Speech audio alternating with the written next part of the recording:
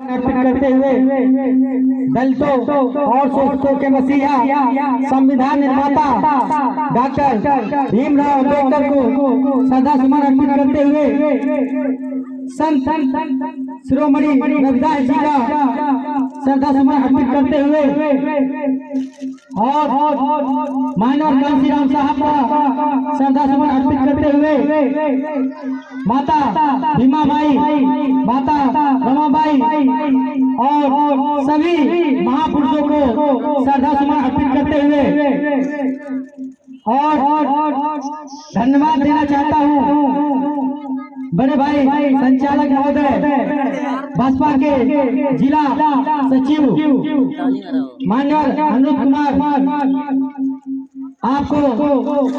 आपने बोलने का अवसर दिया छोटे भाई को, और इस बीच में बैठे हुए छित्रापात से चलते आए हुए माननीय प्रधान जी गुड्डू सिद्दीकी को मैं अपने तरफ से धन्यवाद देना चाह रहा हूं, और हमारे कमेटी के पदाधिकारी और इस ग्राम कटिया एंड सुम्मा को सभी बुजुर्ग नौजवान साथी माता बहनों को मैं तहे दिल से नमो बुद्धाय जय भीम करता हूं।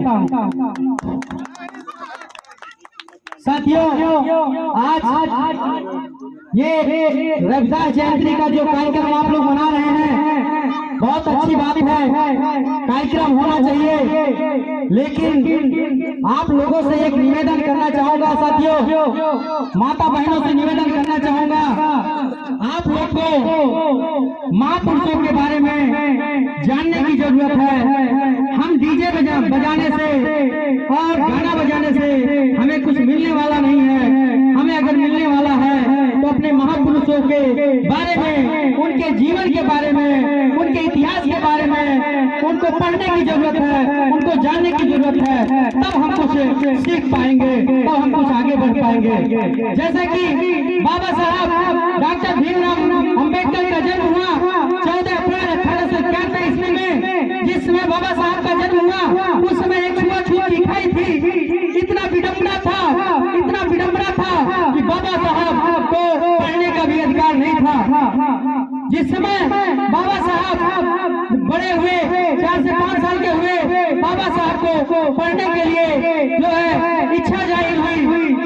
सब समाज के बच्चे पढ़ रहे थे, तो बाबा साहब पढ़ने के लिए अपना भी इच्छा जाहिर किया, अपने माँ बाप से कहें, तो उनके पिताजी एडमिशन कराने के लिए कई विद्यालयों में गए। विद्यालय में जाने के बाद उनका एडमिशन नहीं होता था, लेकिन किसी न किसी परिस्थिति में उनका एडमिशन हुआ, लेकिन उनके साथ शर्त लगाया गया। शर्त 3 लगाया गया। पहला शर्त था कि आप विद्यालय के अंदर बैठ के पढ़ नहीं सकते।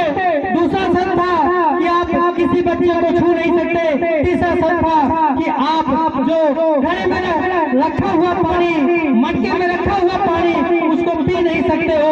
इतना शर्त लगाया गया। धन्य है बाबा साहब, इतना परिस्थिति, इतना शर्त लगाने के बाद बाबा साहब तैयार हो जाते हैं पढ़ने के लिए। अपने पिताजी से, अपने माँ से कहते हैं फिर भी मैं पढ़ूंगा। बाबा साहब पढ़ने के लिए जाते हैं, लेकिन उसी विद्यालय में जब उनके गुरु एक क्वेश्चन पूछते हैं, तो स्कूल में बैठे हुए जो विद्यार्थी होते हैं, कमरे के अंदर बैठे हुए जो विद्यार्थी होते हैं, वो पूछते हैं, उनसे सवाल करते हैं, लेकिन जो कमरे के अंदर बैठे होते हैं वो सवाल का जवाब नहीं दे पाते हैं। बाबा साहब स्कूल के बाहर बैठ के पढ़ते हैं, वहीं से हाथ खड़ा करते हैं, कहते हैं गुरुजी मैं इस सवाल का जवाब दूंगा। वहीं से वो जवाब देते हैं, तो फिर उनको अंदर जाने के लिए प्रेस किया जाता है। प्रवेश ऐसा किया जाता है कि जैसे कुत्ता और बिल्ली की तरीके से प्रवेश किया जाता है, कि सारे बच्चों को अलग कर दिया जाता है। उसके बाद ब्लैक बोर्ड पे उनको लिखने का मौका बनता है। धन्य बाबा साहब, इतनी परिस्थितियों होने के बाद वो पढ़ाई करते हैं। उसके बाद धीरे धीरे करके आप PhD करते हैं। उनके पास 32 डिग्रियां होती हैं। 32 डिग्रियां होने के बाद आप एक खूबसूरत संविधान लिखते हैं। आज ऐसा जो खूबसूरत संविधान है कि आज सर्व समाज के लोगों के लिए बना है।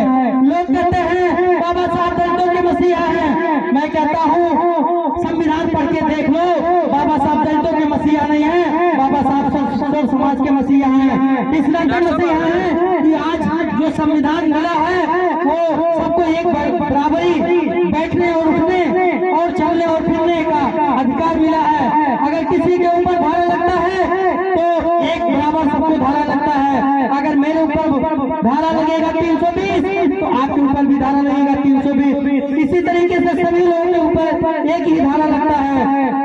आप सोचिए कि ऐसे बाबा साहब जो एक खूबसूरत संविधान आपको दिए, वो खूबसूरत संविधान किसी भी देश में नहीं है। जितना बढ़िया संविधान आपके देश में है उतना बढ़िया संविधान किसी देश में नहीं है। अमेरिका के राष्ट्रपति कहते हैं कि बाबा साहब अगर हमारे यहाँ पैदा हुए होते तो मैं उनको सूर्य कहता। अब सोचिए, अमेरिका के राष्ट्रपति कहते हैं कि बाबा साहब मेरे यहाँ पैदा हुए होते तो मैं उनको सूर्य कहता। अगर बाबा साहब के अंदर इतना ज्ञान न होता तो अमेरिका के राष्ट्रपति इनको याद नहीं करते। और आपको ये बताना चाहूंगा, महिलाएं आप हमारे बीच में बैठी हैं, पुरुषों की संख्या कम है, महिलाओं की संख्या ज्यादा है। आज के डेट में हमारी महिलाएं, हमारी बच्चियां, हमारी बेटियां पढ़ने के लिए गौर के साथ स्कूलों में जाती हैं। आज आपको पढ़ने का मौका मिला है तो ये संविधान की बदौलत है। आपको संविधान ने ही दिया पढ़ने का मौका। अगर संविधान न होता तो आपको सिर्फ चूल्हा और बर्तन करने का अधिकार था, पढ़ने लिखने का अधिकार आपको नहीं था।